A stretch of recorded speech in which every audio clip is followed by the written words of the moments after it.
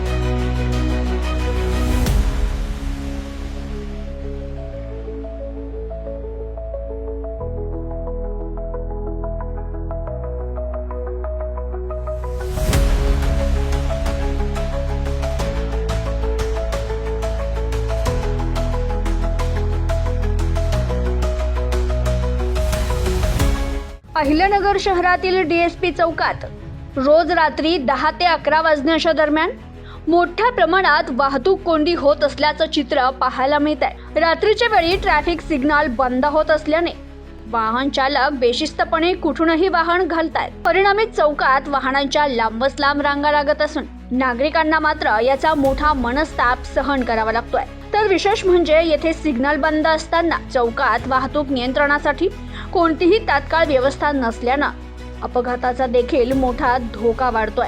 अनेकदा किरकोळ घटना देखील अपघाताच्या येथे घडल्या असून भविष्यात मोठी दुर्घटना घडण्याचीही शक्यता नागरिक व्यक्त करतायत। दरम्यान काल रात्री नागरिकांना वाहतूक कोंडीचा मोठा सामना करावा लागला मात्र प्रशासनाकडून तात्काळ उपाययोजना होताना दिसत नव्हती।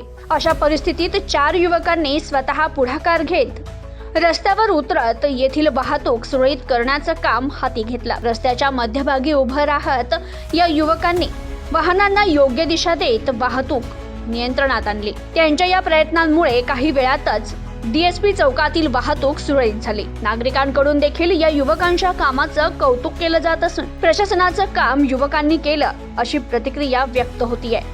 तर याच पार्श्वभूमीवर नागरिकांकडून प्रशासनाला विनंती करण्यात येते डीएसपी चौकातील ट्रॅफिक सिग्नल रात्री अधिक वेळ सुरू ठेवावे, तसेच गर्दीच्या वेळेत वाहतूक पोलिसांची नियुक्ती करावी, जेणेकरून वाहतूक कोंडी आणि संभाव्य अपघात टाळता येतील। प्रतिनिधी मोहसिन शेख, न्यूज टुडे 24, अहिल्यानगर।